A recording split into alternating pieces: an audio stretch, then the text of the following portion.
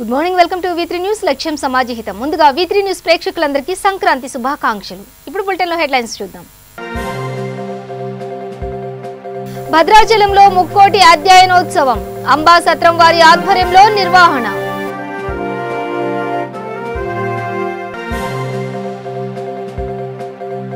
వికారాబాద్ జిల్లాలో అక్రమ తవ్వకాలు, గుప్త నిధులు దోచుకుంటున్నారని ఆరోపణ.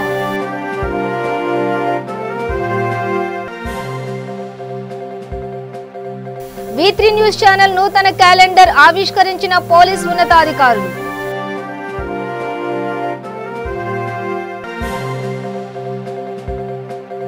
జూబ్లీహిల్స్ ఎమ్మెల్యే సంక్రాంతి సంబరాలు, నియోజకవర్గంలో 10,000 పతంగుల పంపిణీ. డీటెయిల్స్ చూస్తే భద్రాద్రి కొత్తగూడెం జిల్లా భద్రాచలం సీతారామచంద్ర స్వామి వారి ముక్కోటి అధ్యయనోత్సవం రాపత్తు ఉత్సవాలను నిర్వహించారు. రెండవ రోజు హరిదాస మండపం అంబాసత్రం వారి ఆధ్వర్యంలో రాపత్తు ఉత్సవం జరిపించారు. కరోనా వ్యాప్తి దృష్ట్యా రాపత్తు ఉత్సవాలను ఆలయ ప్రాంగణంలోని చిత్రకూట మండపంలో నిర్వహిస్తున్నట్లు ఆలయ అధికారులు తెలిపారు.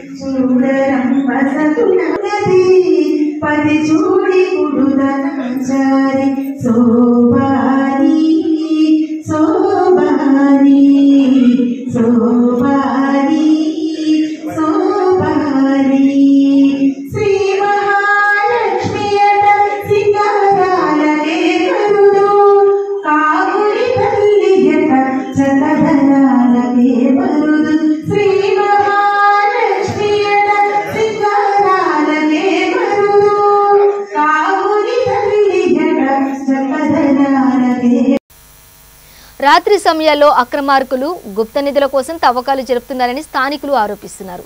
వికారాబాద్ జిల్లా పరిగి మండలం సస్కల్ గ్రామం దేవునిలొద్ది గుట్ట ప్రాంతంలో కొన్ని సంవత్సరాల క్రితం శివాలయం, మార్కండేయ దేవాలయాలు ఉండేవి.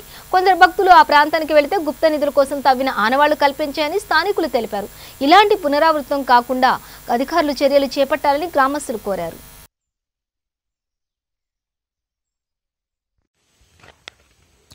ఈరోజు ముక్కోటి ఏకాదశి సందర్భంగా పూజలు అందుకున్న దేవునిలొద్ది అనంత పద్మనాభ స్వామి. పరిగి మండలం నస్కల్ గ్రామం అది. ఇక్కడ ఉన్నటువంటి దేవునిలొద్దిలో పవిత్ర పుణ్యక్షేత్రంలో ఎవరో దుండగులు గుప్త నిధుల కోసం తవ్వినట్టుగా ఆనవాళ్ళు ఉన్నాయి. నిన్న మేము వైకుంఠ ఏకాదశి సందర్భంగా అక్కడ దర్శనానికని వెళ్తే ఈ సంఘటన మాకు కనబడ్డది. కాబట్టి ఇటువంటి వ్యక్తులపైన తగు చర్య తీసుకోవాలని చెప్పేసి మేము ప్రభుత్వాన్ని వేడుకుంటున్నాము. ఇది కొన్ని వేల సంవత్సరాల నుంచి ఉన్నటువంటి పవిత్ర పుణ్యక్షేత్రం ఇక్కడ. కాబట్టి ఇలాంటి దేవాలయం చేస్తున్న దుండగులను వెంటనే పట్టుకొని వాళ్ళని శిక్షించాలని చెప్పేసి మేము కోరుకుంటున్నాం. నారాయణపేట జిల్లా మరికల మండల కేంద్రంలోని సిఐ శివకుమార్, ఎస్ఐ అశోక్ బాబు ఆధ్వర్యంలో V3 న్యూస్ క్యాలెండర్ ఆవిష్కరించారు. ఈ కార్యక్రమంలో జిల్లా V3 రిపోర్టర్లు రాజు, గోపి, సాయి కిరణ్, బీసీ అధ్యక్షుడు శ్రీనివాసులు పాల్గొన్నారు.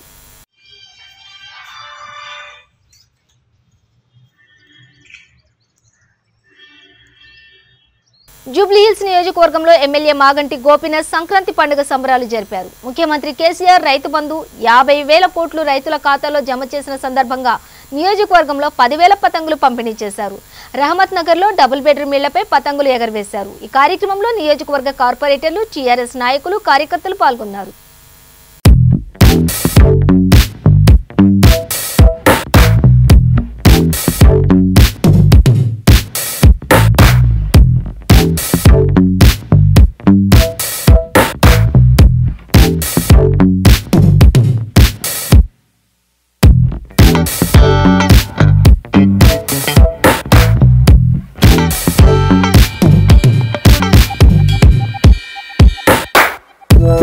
Wow.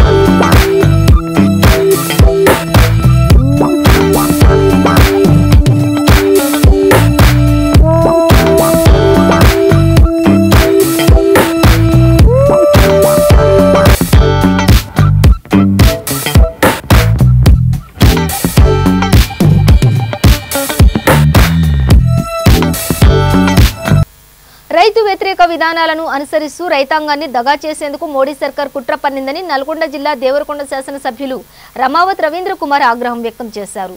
శుక్రవారం దేవరకొండ పట్టణంలోని ఎమ్మెల్యే క్యాంపు కార్యాలయంలో ఏర్పాటు చేసిన విలేకరుల సమావేశంలో ఆయన మాట్లాడారు.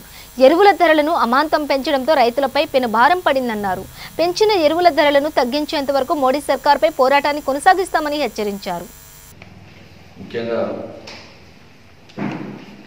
పీఎం కిసాన్ పేరుతోటి 2000 రూపాయలు అందించి మరి అదే కుడి చేత్తో ఇచ్చి ఎడమ చేత్తో లాక్కున్న చందంగా ఈ యూరియా ధరలు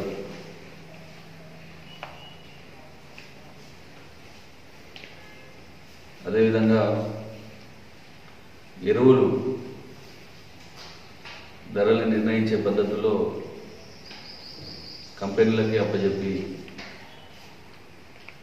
రైతులందరినీ కూడా నట్టేయడం వస్తూ ఉన్నది. భారతదేశంలో ఏ రాష్ట్రంలో లేని విధంగా కేసీఆర్ గారి యొక్క సర్కార్ రైతుల గురించి ఆలోచిస్తుంటే కేంద్ర ప్రభుత్వం మాత్రం రైతుల్ని నట్టేయటం నుంచి కార్పొరేట్ శక్తుల చేతిలోకి వ్యవసాయాన్ని అప్పచెప్పాలని ప్రయత్నం చేస్తాం. మనందరికీ కూడా తెలుసు, తెలంగాణ రాష్ట్రం ఏర్పడిన తర్వాత రైతుల్ని ఆదుకోవడం కోసం రైతులకు సంబంధించిన రుణాల్ని, బ్యాంకు రుణాలని మాఫీ చేయడమే కాకుండా భారతదేశంలో ఏ రాష్ట్రంలో లేని విధంగా తెలంగాణ రాష్ట్రంలో 24 గంటల ఉచిత నాణ్యమైన కరెంటు అందించిన ఘనత తెలంగాణ రాష్ట్రానికి దక్కుతుంది. మరి ముఖ్యంగా బావులు, బోరుబావుల ద్వారా వ్యవసాయం చేసే తెలంగాణ ప్రాంతంలో 22,000 బోరుబావుల ద్వారా వ్యవసాయం కొనసాగిస్తూ ఉన్నారు.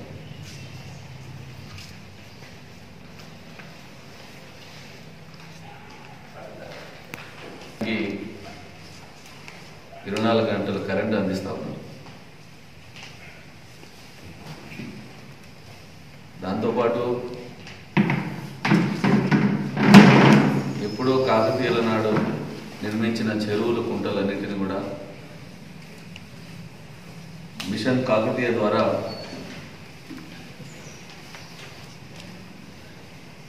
చెరువుల పూడితి. తెలంగాణ రాష్ట్ర ఎంపీటీసీల సంఘం అధ్యక్షులు గడీల కుమార్ గౌడ్ కుటుంబాన్ని శాసనసభ్యులు ఈటెల రాజేందర్ పరామర్శించారు. 4 నెలల క్రితం గడీల కుమార్ గౌడ్ అమ్మగారు శ్రీమతి కళావతి అకస్మాత్తుగా గుండెపోటుతో మరణించింది. విషయం తెలుసుకున్న ఈటెల రాజేందర్ ఎన్నికల ప్రచారంలో ఉన్నందున కుమార్ గౌడ్కు ఫోన్ చేసి పరామర్శించారు. ఈ రోజు ఆయన ఇంటికి వచ్చి కళావతి చిత్రపటానికి పూలమాలలు వేసి నివాళులర్పించారు.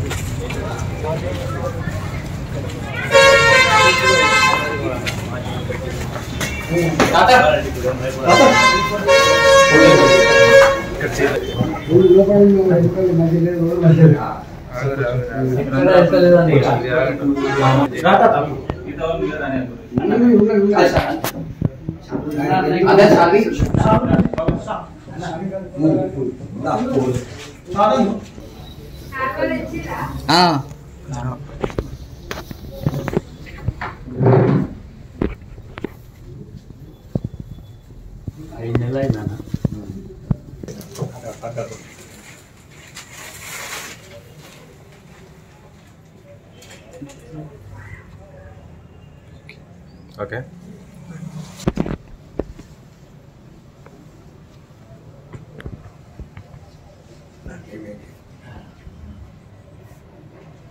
రాబానం అన్న మీరు గెలవాలని భగవంతుని చాలా కోరుకున్నాం. భోగి పర్వదినం సందర్భంగా కృష్ణా జిల్లా మండవల్లి హిందూ ధర్మ సమితి ఆధ్వర్యంలో సంక్రాంతి ముగ్గుల పోటీలు నిర్వహించారు. ముఖ్య అతిథులుగా ఎంపీడీఓ, స్థానిక ఎస్ఏ హాజరయ్యారు. ప్రతి సంవత్సరం కోడి పందాలు, జూదాలు కాకుండా రంగవల్లికలు పోటీలు నిర్వహించాలని ఎంపీడీఓ అన్నారు. యువత చెడు వ్యసనాలకు బానిస కాకుండా క్రీడలకు దోహదపడతాయని ఎస్ఐ తెలిపారు. ఆటలలో మంచి ఆరోగ్యం ఉంటుందని, ఆటలు మంచి ఆరోగ్యాన్ని ఇస్తాయని ఆయన చెప్పారు. ఈ కార్యక్రమంలో హిందూ ధర్మ సమితి సభ్యులు, గ్రామ ప్రజలు పాల్గొన్నారు. పాస్ట్ కల్చర్ సందర్భం మన తెలుగింపు సాంప్రదాయాన్ని కనుమరుగవకుండా ఈ అంటే ఎలాంటి ముగ్గులు పోటీలు పెట్టినటువంటి మన ఈ పెద్దలు ప్రతి ఒక్కరికి కృతజ్ఞతలు. మరియు ఇప్పుడు ప్రజెంట్ ఈ సంక్రాంతి ప్రతి ఒక్కరూ కరోనా నిబంధనలను పాటిస్తూ హ్యాపీగా ఎంజాయ్ చేయండి. ప్లస్ మీ ఇంట్లో ఉన్నటువంటి బీచ్లు కానీ వెళ్తూ ఉంటాం, ఇలాంటివి చేస్తూ ఉంటాం. ఒక్క 5 minutes కోసం అతిగా వేగంగా వెళ్ళి ఎలాంటి జరగకుండా సంఘటనలకి గురి కాకుండా వాళ్ళకి మనం ఇప్పుడు ఎంజాయ్ చేద్దాం అనుకుంటారు మన ఇంట్లో వాళ్ళందరూ, వాళ్ళకి మీరే తెలియపరిచి వాళ్ళు కొంచెం ఇంట్లో ఫ్యామిలీ ఉంది, ఇంట్లో మీకోసం వెయిట్ చేసే వాళ్ళు చాలామంది ఉన్నారు, 1 గంట వెయిట్ అయినా పర్లేదు, మీరు కంగారు పడద్దు, హ్యాపీగా వెళ్ళి హ్యాపీగా రండి అని తెలియపరిచింది. ఇంకా మీకు ఇప్పుడు ముగ్గులు పెట్టారు కదా, మేడం గారు డిసైడ్ చేస్తారు. అందరూ బాగానే వేసారు, బట్ ఎంతమంది బాగా వేసినా ఫస్ట్ సెకండ్ దిగాలి కాబట్టి మేడం గారు వేస్తారు. Okay, happy pongal. ఆంధ్రప్రదేశ్ రాష్ట్రంలో ఉద్యోగుల పరిస్థితి కుడితిలో పడ్డ ఎలుకలా తయారైందని మాజీ మంత్రి అయ్యన్న పాత్రుడు అన్నారు. ఈ తుగ్లక్ ముఖ్యమంత్రి వీళ్లకి ఏం న్యాయం చేశారని పాలాభిషేకం చేస్తున్నారో అర్థం కావట్లేదన్నారు. రాష్ట్రం విడిపోయిన నాటికి తెలంగాణ ప్రభుత్వం అక్కడ ఉద్యోగులకి 42% ఫిట్మెంట్ ఇస్తే చంద్రబాబు అంతకన్నా ఎక్కువగా మన రాష్ట్రంలో 43% ఫిట్మెంట్ ఇచ్చిన సంగతి మర్చిపోయారా అని ప్రశ్నించారు. అందరికీ నమస్కారం అండి. రాష్ట్రంలో మన ఎంప్లాయీస్ అందరికీ పాపం కుడితిలో పాటు ఎలకలకు తగ్గొట్టుకుంటున్నారండి పాపం. ఎందుకంటే మన ముఖ్యమంత్రి గారు అతి దారుణంగా మోసం చేశారు. వాళ్ళు ఎలక్షన్లో 1 సైడ్గా జగన్మోహన్ రెడ్డికి ఓటేసినప్పటికీ ఎంత దారుణంగా మోసం చేశారో ఇవాళ మనకు అర్థమవుతుంది. రాష్ట్రం విడిపోయిన తర్వాత మన రాష్ట్ర బడ్జెట్ 22,000 కోట్లు లోటు బడ్జెట్ మనందరికి తెలుసు. అటువంటి టైంలో పరిపాలన చేయడానికి కుర్చీ కూడా లేని పరిస్థితి మనకి. ఆ టైంలో ఎంప్లాయీస్ కోసం ఏ విధంగా ఆలోచించారు ఎంప్లాయీస్ అందరికీ తెలుసు, మనకు కూడా తెలుసు. ఇంకో విషయం ఏంటంటే రాష్ట్రం విడిపోయిన తర్వాత తెలంగాణ గవర్నమెంట్ అక్కడ ఎంప్లాయీస్కి 42% ఫిట్మెంట్ ఇచ్చేది. మరి ఆ పరిస్థితుల్లో కూడా అటువంటి క్లిష్ట పరిస్థితుల్లో కూడా మన రాష్ట్ర ఎంప్లాయీస్కి చంద్రబాబు నాయుడు గారు 43% ఫిట్మెంట్ ఇచ్చిన సంగతి మన అందరికీ తెలుసు. మరి వాళ్ళ యూనియన్ లీడర్స్ వెంకటరామరెడ్డి గారు ఇలా తెలియదా, వాళ్ళకి తెలుసు.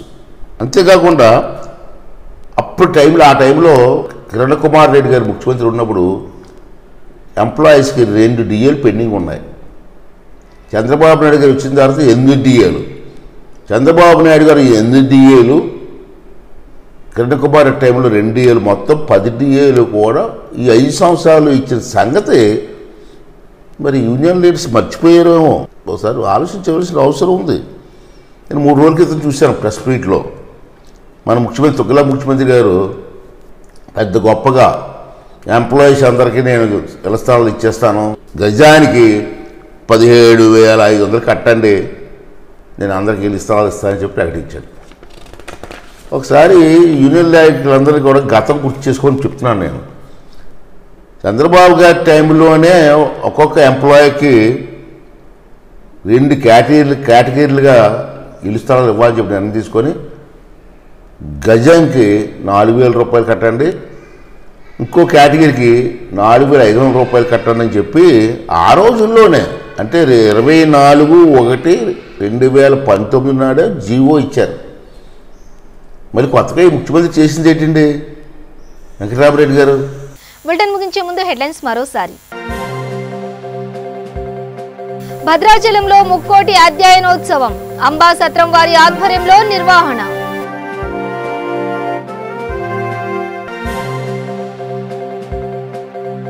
వికారాబాద్ జిల్లాలో అక్రమ తవ్వకాలు, గుప్త నిధులు దోచుకుంటున్నారని ఆరోపణ.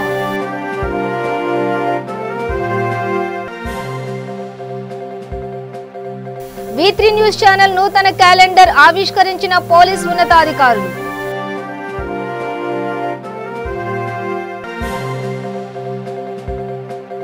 జూబ్లీహిల్స్ ఎమ్మెల్యే సంక్రాంతి సంబరాలు, నియోజకవర్గంలో 10,000 పతంగుల పంపిణీ. ఇవి బులెటిన్ డీటెయిల్స్. చూస్తూనే ఉండండి V3 న్యూస్, లక్ష్యం సమాజ హితం.